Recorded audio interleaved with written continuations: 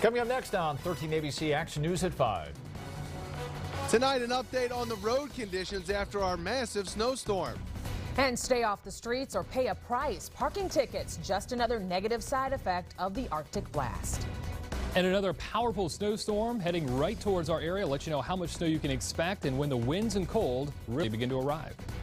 And we will get to our coverage of the Arctic blast, the big chill, whatever you want to call it, the nasty weather. But first, breaking news out of Toledo tonight. Fire crews battling a fire at a Toledo church. The smoke from that blaze caught on our South Toledo action cam. The church is located on North Detroit in Fernwood. 13 ABC's Amy Montgomery is live at the scene with details tonight. Amy.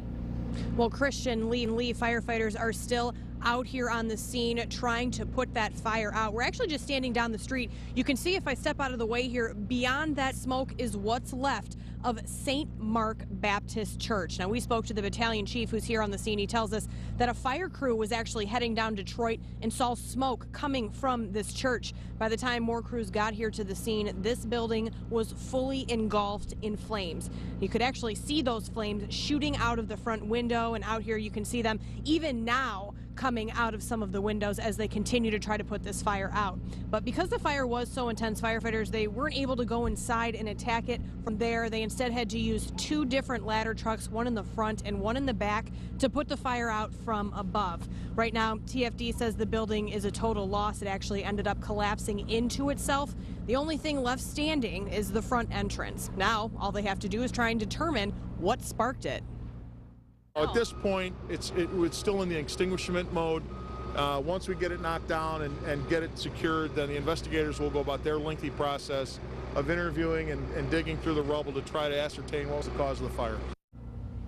Now, it's obviously very cold out here, and that does pose some problems for the firefighters that are out here trying to put this fire out. They are rotating crews to make sure that firefighters aren't getting too cold as they battle this fire. And they've actually had some city trucks out here. They've been putting salt down on Detroit Avenue because of all the water they've used. It's actually turned into a pretty thick sheet of ice. But the good news to report here, there was nobody inside when that fire started, and there have been no injuries to people outside or the firefighter. Of course, as soon as we get any new information about a cause, we'll be sure to keep you updated. For now, reporting live in Toledo, Amy Montgomery, 13 ABC Action News.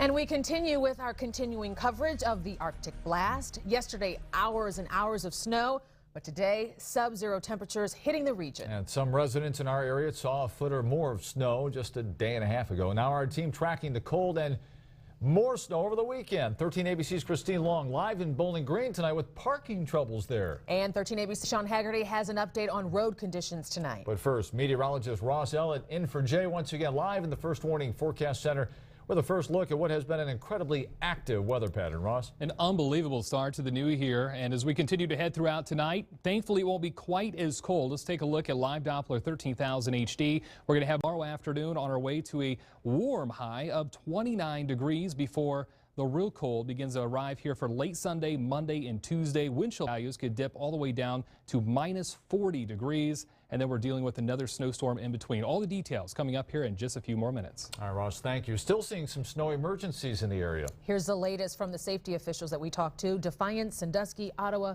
Seneca, and Williams counties are all on a level 1 snow emergency. Drivers are urged to use caution.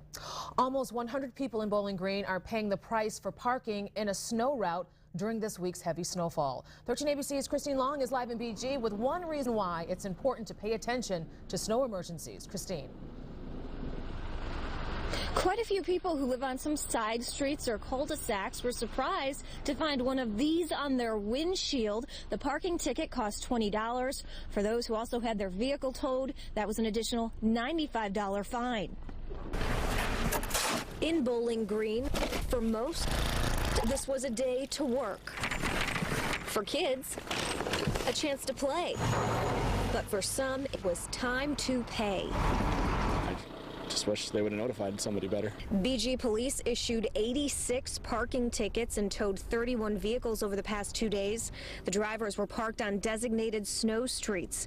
This lieutenant says this winter, there's no leniency. We have taken a relatively strong enforcement stance.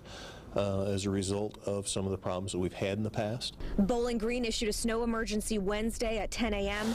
That meant all vehicles were meant to be removed from roads designated as snow streets by noon, 2 hours later, so the plows can get to work. It's to provide not only for the safety of the people that are driving, but also for the people that are trying to clear that snow. Lonzak learned his parking lesson during the snowstorm a few weeks ago. I received 2 as I was shoveling my driveway, and I went inside to take a break, and the cars were out in the road for maybe an hour.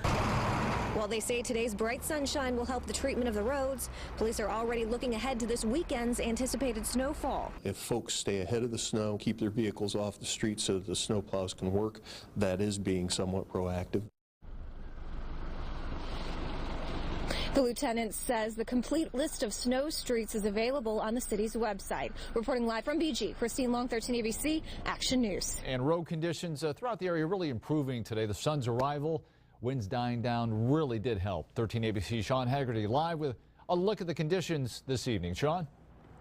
Yeah, we're standing in front of 475 here at Douglas Road in West Toledo, and as you can see, the conditions are much better than they were 24 hours ago. There's virtually no snow on the road right now, and drivers are going much faster than they were yesterday. But despite how they look now, there were still a fair share of accidents today. I'll show you some video of one spin-out accident we saw earlier today at 475 and 23 northbound. One of the drivers lost control of his vehicle there, and it was sent into another vehicle. Now, we are told by a lot of drivers that there are a lot of black ice patches that are out there that can still be slippery for drivers. ODOT today was able to use the salt. They were not yesterday because that salt was blowing across the roads, but today they were able to get it on there. Despite the work that they do, salt plowing, accidents, though, are inevitable. Hit a chunk of black ice, tried to keep it under control, couldn't do it, and slammed into another vehicle. Fortunately, no injuries in that accident. A lot of the accident we saw today, cars in ditches, no serious injuries were reported. Tonight, coming up at 6 o'clock, we'll tell you about ODOT's approach to the storm that's coming up on Sunday. Reporting live in West Toledo, Sean Haggerty, 13 ABC Action News. And most school districts in our area head back Monday or Tuesday. We've already checked with some districts about what will happen if it's simply too cold for students to be at the bus stop. District leaders tell 13 ABC they're waiting to make that decision until the weekend or Monday morning, so stay posted. We've been getting a lot of questions regarding snowplows hitting mailboxes. So the question is, what should you do if a city-owned plow knocks over yours? Our legal expert, Mike Dansack of Gallon, Tackus, Boyce, Alton Schaefer, answered that very question for us yesterday on Action News at noon. He says to report any incident to your city's public service department. I know when I was at the City of Oregon would generally repair or replace a mailbox that was hit by a snowplow. It just makes for good PR and public relations with your citizens. And you can see our Ask the Expert segment every weekday right here on Action News at noon.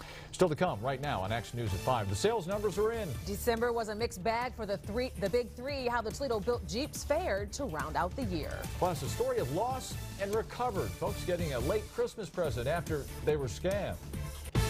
This is 1380Z Action News with Lee Conklin and Christian Brown.